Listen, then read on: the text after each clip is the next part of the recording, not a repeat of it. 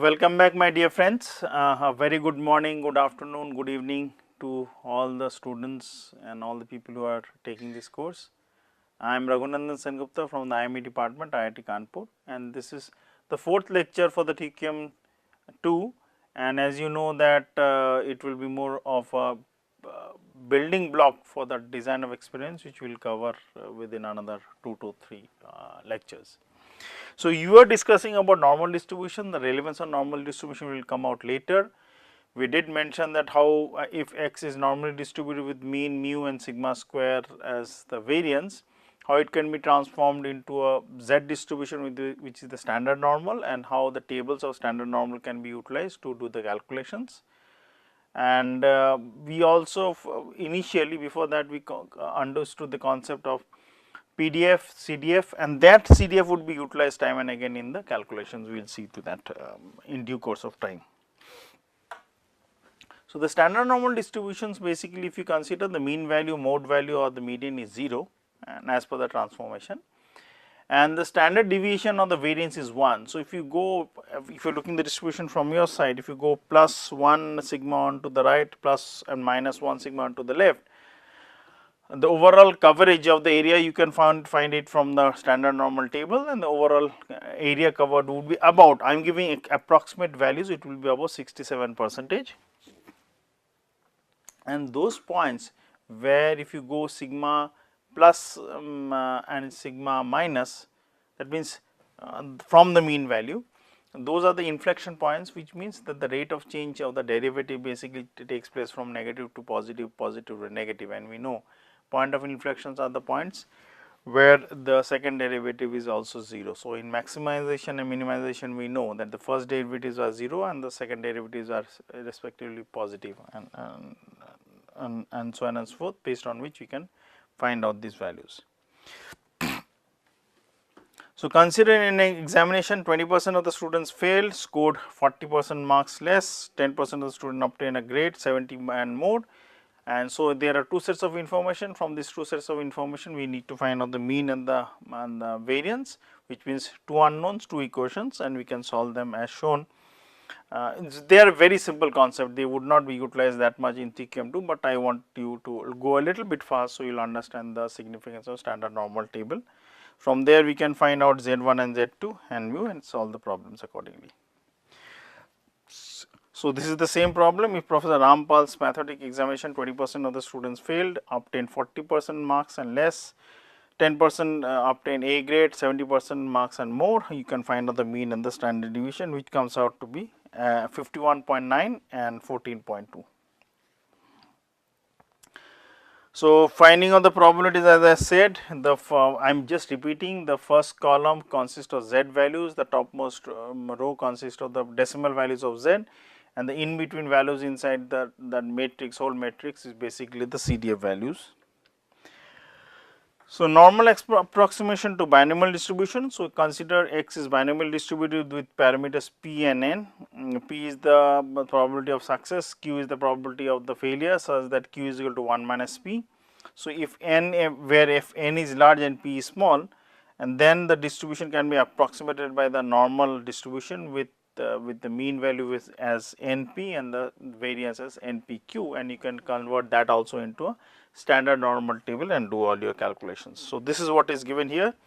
But de Moivre's Laplace limit theorem, if you want to find out the probability of x being a random variable between a and b, and x is basically binomial distributed where n is very large, p is very small, and you convert to a normal distribution, then the values of the CDF values for till b and till a are given by the standard normal distribution. So, if how you convert the standard normal distribution is basically x minus mu divided by the standard deviation. So, here the standard deviation is basically square root of NPQ and the mean value is NP, and from that you can find out the values as given are like this. So, we have just highlighted. So, this is the first one is basically a CDF value starting from minus infinity to b. Second value is all the CDF values, sum of the CDF values from minus infinity to a, and difference between that will be given the total area covered from a to b. Now, if B tends to positive infinity, which means it basically the whole area becomes 1. So, obviously, the capital phi value would be 1. So, you have to find out the probability from A of x being greater than A. So, technically the value would be 1 minus the overall sum of the CDF values from PDF values. CDF value is the sum of that from minus infinity to A. So, 1 minus that will give you the whole area. So, let me again, I am sure everybody understanding that, but I will just highlight it. So, this is A. So, this is this value. So, 1 minus 1 is the whole area. So, 1 minus this will be give me this area. So, let me highlight it with another color. So, this is the value which I wanted.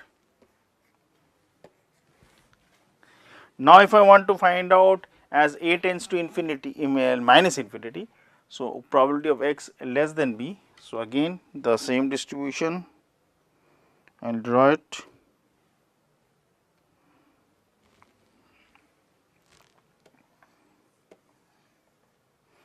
This is b. So, the area being given here. So, I need to find out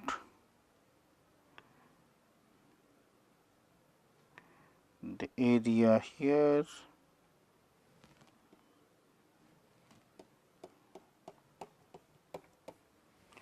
This is basically this. So, I add up all from minus infinity to the value as given will be. So, you can find it accordingly, but obviously remember the whole area under the distribution, the whole area covered here is 1, whole area covered is 1, hence it can subtract from 1 or find out that integration of all these values. So, Markov's inequality. So, let z be a non-negative random variable such that expected value of z exists. So, it does not say anything about the variance, it does not say anything about type of distribution. Then for every positive t, we will have basically the probability of z being greater than that fixed value of t is less than equal to, so that is the bound, is less than equal to the expected value of z divided by t, and these inequalities are utilized for different cases. Now, let x be a random variable, which is the Tchebychev's inequality. Let x be a random variable such that the expected value, which is the first moment, and the variance, which is the second moment, exist. And then for every positive t, and it does not mention anything about whether it is a positive random variable or a positive negative random variable, then the bound of the difference between x and its mean value would be greater than equal to some constant value into the standard deviation, which should always be less than equal to the 1 by square of that constant value. So, consider very simply that if t is 1, which is 1 plus minus sigma, so that would always be less than equal to 1, and you can find out the corresponding probabilities and the bounds accordingly. We will use them very rarely, but just as precursor. Now, in Bernoulli theorem, so let x n be the number of successes in n number of Bernoulli trials, each with success probability p. So, obviously, the unsuccessful one would be q. Then for any arbitrary positive epsilon, we will have limit of n tending to infinity, the difference between the relative frequency of the probability would be as close as possible to 0 as n increases. This is the basic essence. So, epsilon is basically a function of n, epsilon n becomes epsilon n or epsilon whatever you say becomes smaller and smaller as n increases. So, which means the difference between the relative frequency of the chance and the probability basically tends towards 0. So, this is what it actually means. Now, the central limit theorem. So, let x1 to xn be the independent and identically distributed IIDs, random variables each with expected value of x i's suffix i's being equal to mu suffix x, and the variances for each of them being sigma square suffix x. Then if we define S as the sum, so sum means that is basically sum of x1, x2, x3 till xn. And we defined this average of this sum as x bar n, then we will know that the expected value of S, which is the sum, is equal to n into mu x, because each expected value they are independent IIDs. So, each expected value is mu x. So, how many of such mu x's are there? There are n. So, if you add them up, it becomes n mu x, and if I want to find out the variances of that, it will be basically trying to find out. So, as there are IIDs, obviously the concept of covariances would not come. So, you will basically have n number of variances. So, n number of variances would be basically you would find out the variances accordingly. So, these are given and you can find it out as n sigma square. And for large n, as it becomes large n, so x n x bar n basically would have, what I mean is actually this. So, let me use a colored one. This is normal with mu x sigma square x by n. So, when you convert this, you utilize this and you get the concept of the standard normal. So, this basically this is the standard normal.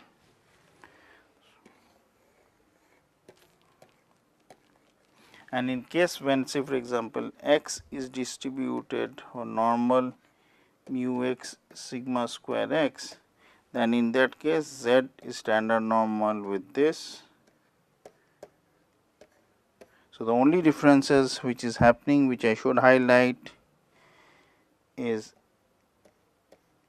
this one and this one. In one case it is divided by square root of n, another case not, because you will understand the calculations would give you accordingly. So, we will consider the sampling. So, there is point estimation, interval estimation, hypothesis testing. So, we will go slowly through point estimation, interval estimation, hypothesis testing. So, consider in sampling you pick up a population, you have actual population of capital N, the population distribution is known, you have a parameter theta, theta can be scalar or vector depending on the problem, and you have basically pick up a sample, sample is of size n and the sample distribution is given.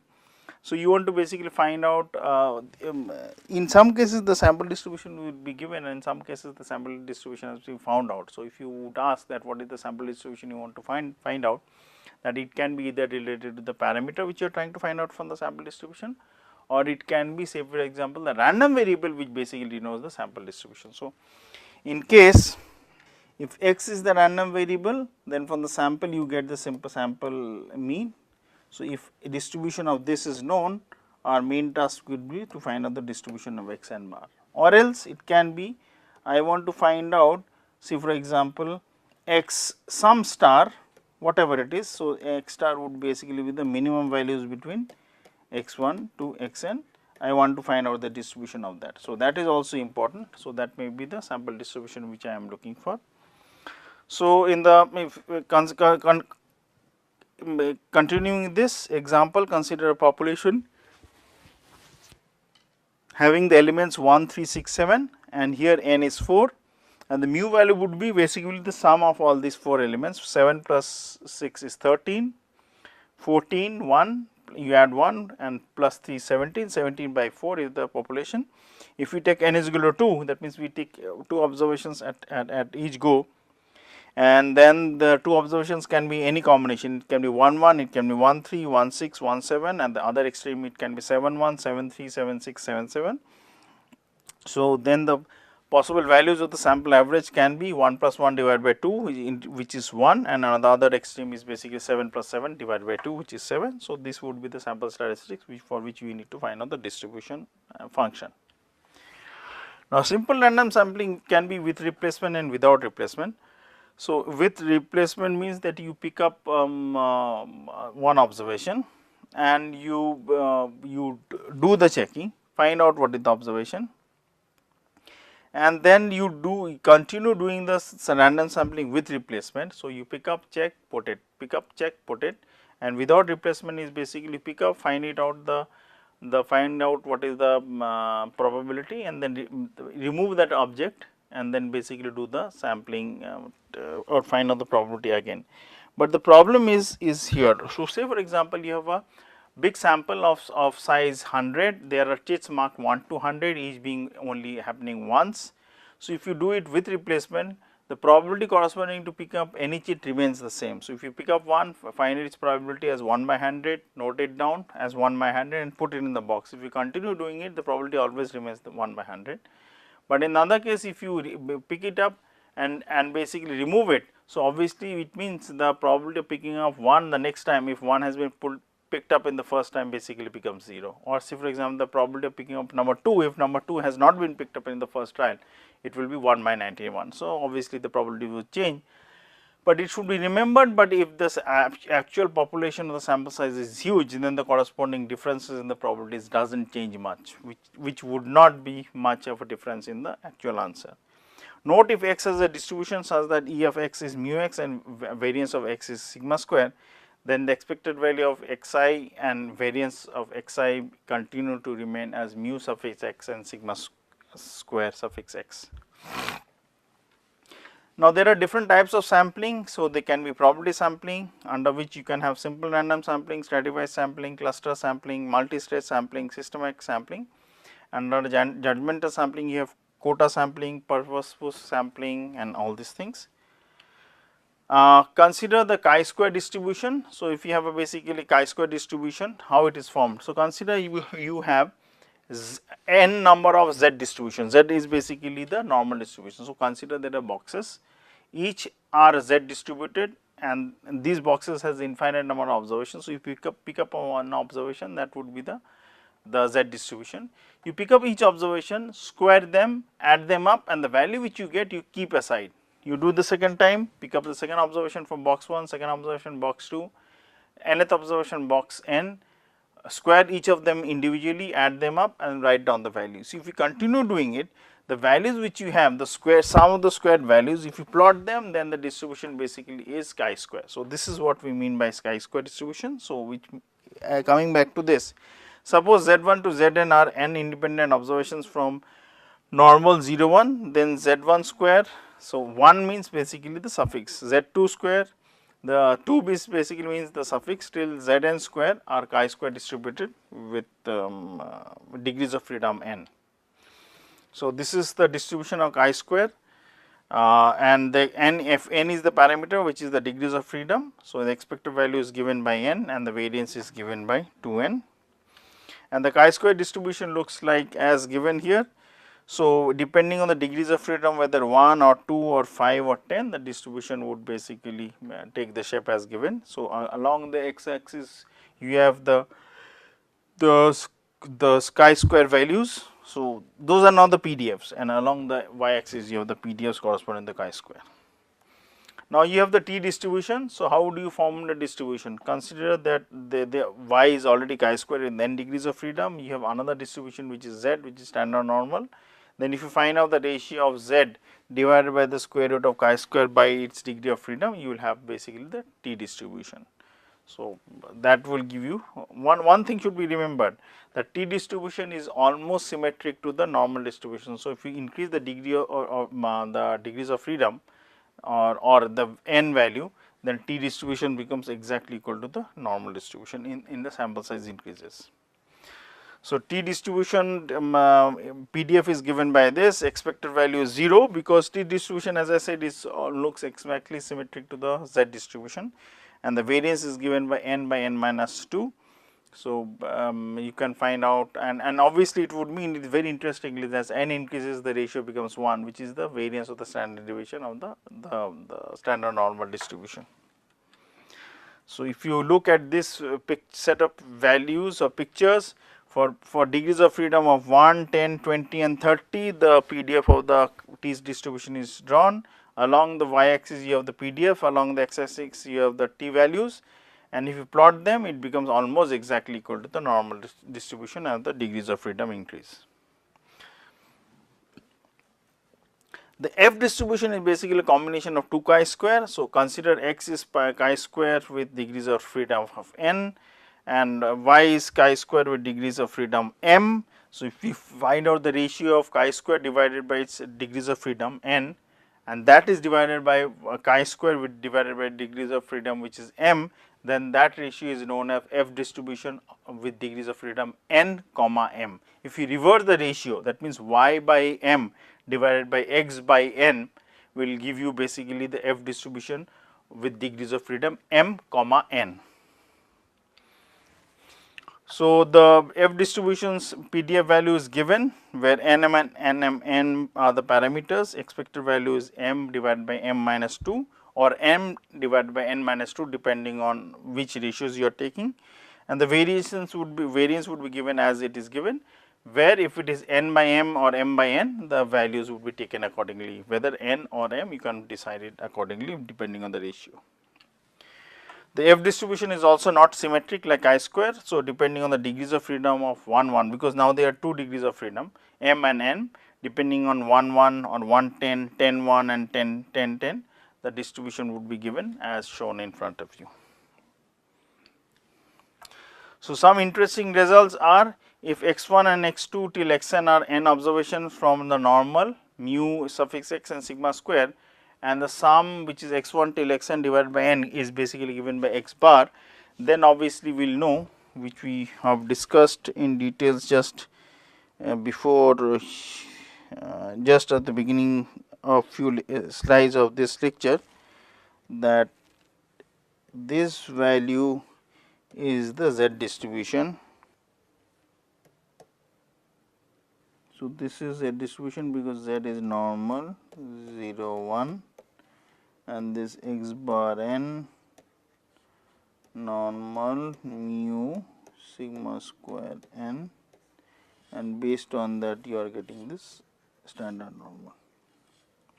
In case x is normal with mu sigma square, then obviously it will be x minus mu by sigma, that is distributed in 0 1, and you do your calculations accordingly. So, some interesting results are, consider you have a sample and you want to find out the sample standard deviation, which is also known as standard error, or you want to find out the sample variance. So, sample variance can be found out in 2 different instances. Number 1, when the population mean is known, and one case is when the population mean is not known. So, when the population mean is given, then obviously the standard error whole square, which is the variance of the sample, is given by 1 by n summation of xi minus mu whole square, that summed up. But if you are you do not have any information of the population mean, so what you do is that you would use that sample set of observations for the first time and find out the sample mean. So, mu is replaced by x bar n. So, the moment you use that for the first time, you lose 1 degrees of freedom, hence it is divided by 1 minus divided by n minus 1 as highlighted. So, I will try to highlight it with different colors.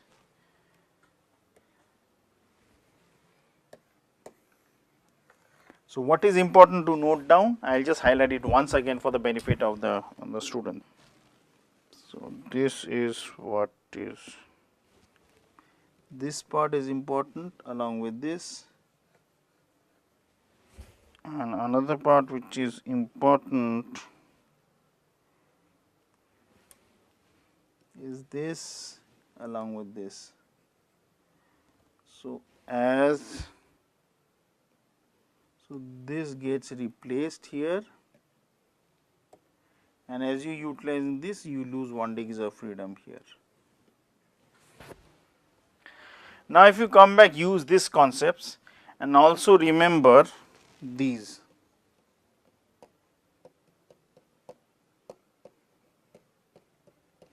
So, utilizing these 2 concepts, this one for the mean and this one for the standard error, you will find out the following results, which are as follows. The ratio of the square of the standard error or the sample variance divided by the population variance multiplied by the n factor would give you a chi-square with n degrees of freedom. So, remember this. I will again highlight it few things with yellow color. So, if it is dash, this is n, this is n. In the other case, if it is without the dash, this is n minus 1, this is n minus 1. So, this would make things clear to you where the changes are, and they are very logical. Obviously, the proof is not very intense, it can be proved, but it is not actually necessary for this TQM course. So, this will give you the chi-square with n degrees of freedom, chi-square with n minus 1 degrees of freedom, and in the other case when you have when you want to find out the distribution corresponding to t n minus 1. So, obviously, in that case that sigma square, which is the population variance, is being replaced by the standard error of the sample, and as you replace the standard error in the sample, you will get the t distribution with n minus 1 degrees of freedom. So, okay. So, let me again say why I did say, but I did not highlight. So, I use another color or red one, yeah. So, this is being replaced in place of sigma square. So, and obviously, this becomes, I am not going to highlight this remains square root of n because it is coming down. So, in this case it is t n minus 1 t distribution, and if you compare this, so this was what, in that case it would have been x n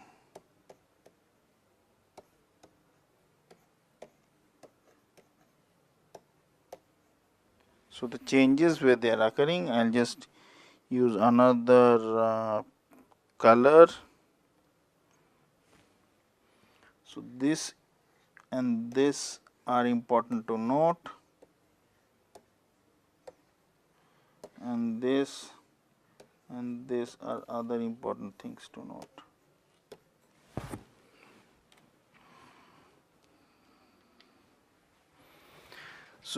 So, if x1 to xn are and are m x observations from distribution normal with mu and sigma square as the mean and variance, and y1 to im are another normal distribution with mu and sigma square with this corresponding suffix, then you can find out that the ratios of the corresponding distributions would be f distribution. But there are two important points I want to mention. Number one, in case these are x s without the suffix, then in this case the f distribution loses 1 degrees of freedom both for m and n. In case the ratios of f s dashes in place of s, so these are there. So, in that case it will be f distribution of m and n. So, with this I will close this fourth lecture and continue discussing in the fifth lecture correspondingly the other concepts of inference techniques. Have a nice day. Thank you very much.